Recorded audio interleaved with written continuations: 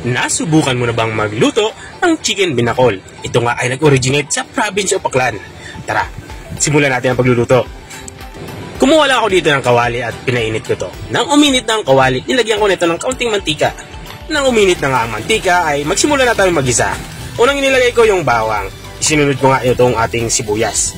At matapos kong mailagay yung sibuyas ay isinunod ko na din itong ating luya.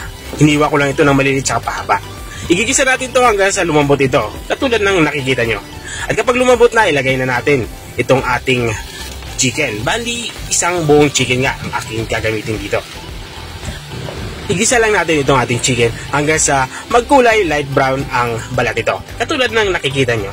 Kapag ganito na itsura niya, ay lagyan na natin ito ng patis.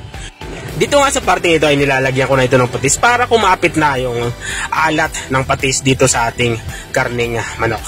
At matapos kong maigisa ay ilalagay ko na itong ating sabaw ng nyog.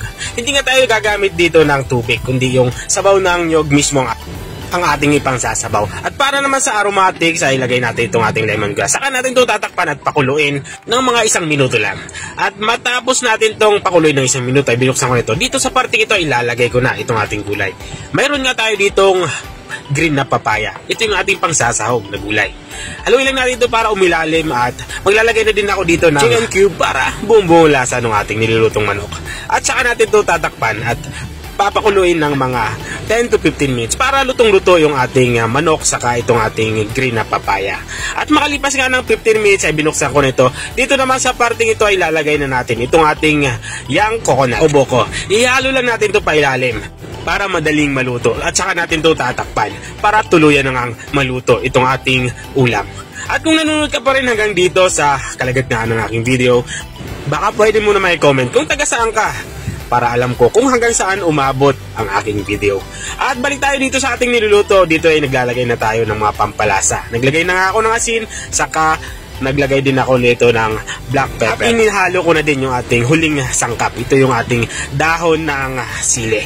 Makakatulong ito para mas maging takam-takam yung ating nilulutong ulam. At tatakpan ko to ng mga 1 minuto lang.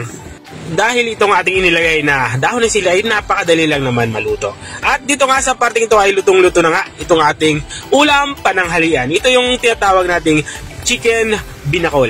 Kung nakarating ka hanggang dito sa dulo ng aking video, maraming salamat sa panunood. Kung nagustuhan mo naman yung bago nating ulam, bagong recipe nating ibinahagi, pwede mo naman tong i-share. O siya, hanggang dito na lang ako dahil kakain na kami. Kita-kita ulit sa mga susunod na mga videos. Paalam! Bye-bye!